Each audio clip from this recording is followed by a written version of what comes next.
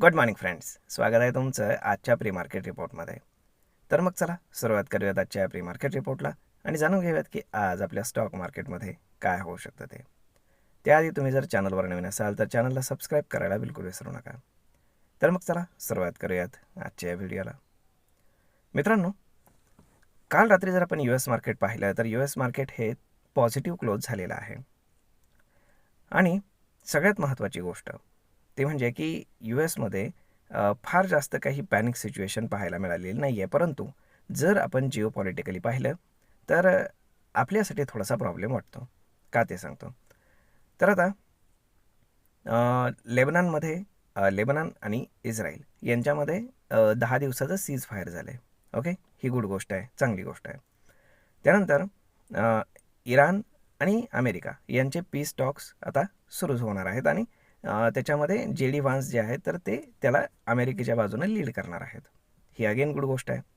परंतु प्रॉब्लेम असा आहे की ही पीस टॉक्स आणि मिलिटरी ॲक्शन दोन्ही सोबतच चालू आहे. म्हणजे कसं की जरी 10 दिवसाचं सीज फायर झालेलं असलं इस्रायल आणि लेबननमध्ये, तरीसुद्धा त्यांची मिलिटरी ॲक्शन जी आहे इस्रायलची, तर ती काही थांबलेली नाही आहे, लक्षात घ्या.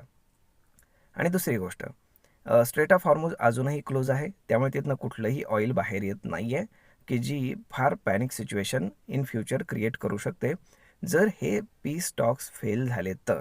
कारण जेव्हा पहिले पीस टॉक्स फेल झाले होते तेव्हा तोपर्यंत तरी स्ट्रेट ऑफ हॉर्मुझ काही पूर्णपणे बंद नव्हतं. ज्याला इराण अलाउ करत होतं तर ते शिप्स ॲटलिस्ट तिथनं जात होते.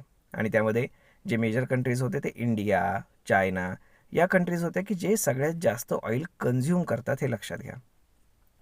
त्यामुळे ही गोष्ट फार महत्त्वाची आहे की हे जर सेकंड पीस टॉक्स जर इस्रायल आणि US मध्ये आहेत, हे जर फेल झाले तर ऑइल खूप जास्त शूटअप होईल पहिल्यापेक्षा. परंतु यामुळे काय होतं, एक कन्फ्युजिंग सिनॅरिओ क्रिएट होतो आहे.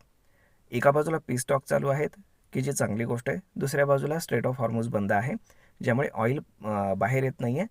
त्यामुळे आपण काय म्हणू शकतो की कन्फ्युजिंग सिच्युएशन क्रिएट झालेली आहे. आणि जरी ही अमेरिकेसाठी फार पॅनिक सिच्युएशन नसली तरीसुद्धा ही इंडिया, चायना या ज्या एशियन कंट्रीज आहेत की जे मोस्टली डिपेंड आहेत ऑइलवरती आणि ज्यांच्याकडे स्वतःचं ऑइल नाही आहे, तर त्यांच्यासाठी थोडंसं आपण काय म्हणू शकतो की प्रॉब्लेमॅटिक सिच्युएशन आहे, हे लक्षात असू द्या. परंतु एवढं सगळं असतानासुद्धा ऑइल प्राईस जे आहे तर ते डिक्रीज होताना आपल्याला पाहायला मिळत आहेत. ऑइलमध्ये आजसुद्धा ऑलमोस्ट 3-3.5% डाऊनफॉल आपल्याला पाहायला मिळाला आहे. म्हणजेच काय, ऑइल आपल्याला सजेस्ट असं करतं आहे की जरी जिओपॉलिटिकली सध्या तात्पुरतं ऑइल बंद असलं तरीसुद्धा पीस टॉक्स जे आहेत तर ते पॉझिटिव्ह वेनं जाताना दिसत आहेत. ओके, आता पाहावं लागेल की 1-2 दिवस थांबून की नक्की काय घडते ते. परंतु जर आपण आता इंडियाच्या बाजूने जर पाहिलं तर रिझल्ट सीझन सुरू आहे आणि यामध्ये आज जिओ फायनान्शियल आणि बाकीच्या काही कंपनीज आहेत जे स्वतःचे रिझल्ट प्रोड्यूस करणार आहेत. त्यामुळे ज्या कंपन्यांचे येणाऱ्या आठवड्यामध्ये म्हणजे वीकेंडमध्ये रिझल्ट आहेत आज, उद्या आणि परवा, तर त्या कंपन्यांचे स्टॉक्स जे आहेत तर ते आज फोकसमध्ये राहण्याची खूप हायली पॉसिबिलिटी आहे. त्यामुळे या सगळ्या कंपन्यांवरती लक्ष ठेवायला बिलकुल हरकत नाही. आता विप्रोला अगेन काही JP मॉर्गन वगैरे यांनी डाऊनग्रेड केलेलं आहे. त्यामुळे IT स्टॉक्समध्ये कुठल्याही प्रकारचे एक्सपोजर तुम्ही घेऊ नये असं मला वाटतं. कारण IT स्टॉक्समध्ये खूप जास्त हेडविंड्स आहेत आणि फार जास्त प्रॉब्लेम्स आहेत. त्यामुळे सध्या तरी या गोष्टीमध्ये न पडणं सगळ्यात बेस्ट आहे. मग जे सेक्टर्स आहेत बाकीचे ते जरा थोडेसे स्ट्रॉंग वाटत आहेत, जसं की रिटेल सेक्टर आहे, त्यानंतर कन्झ्युमर सेक्टर आहे, त्यानंतर फायनान्शियल सेक्टर आहे, त्यानंतर बँकिंग सेक्टर आहे. तर या ठिकाणी आपल्याला थोडेसे बरे गेन्स पाहायला मिळतात. ऑटो सेक्टरसुद्धा त्या मागणं थोडंसं व्यवस्थित करते. तर मग आता पाहूयात की काय घडते ते. परंतु कन्फ्युजिंग सिनॅरिओ आहे आणि ओपन इंटरेस्टच्या हिशोबाने जर आपण कॅल्क्युलेशन केलं तर डाऊन साईडला 24,000 आणि अप साईडला 24,500 या ठिकाणी आपल्याला खूप जास्त ऑप्शन्स रायटिंग दिसते. ओके, त्यामुळे या दरम्यानच मार्केट मोस्टली फिरत राहील.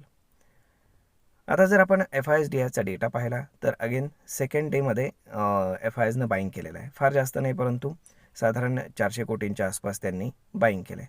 परंतु त्याच्या अगेन्स्ट ऑलमोस्ट 3,500 कोटींच्या आसपास पहिल्यांदाच डोमेस्टिक इन्स्टिट्यूशन्सनं प्रॉफिट बुकिंग केलेलं आपल्याला पाहायला मिळालं आहे.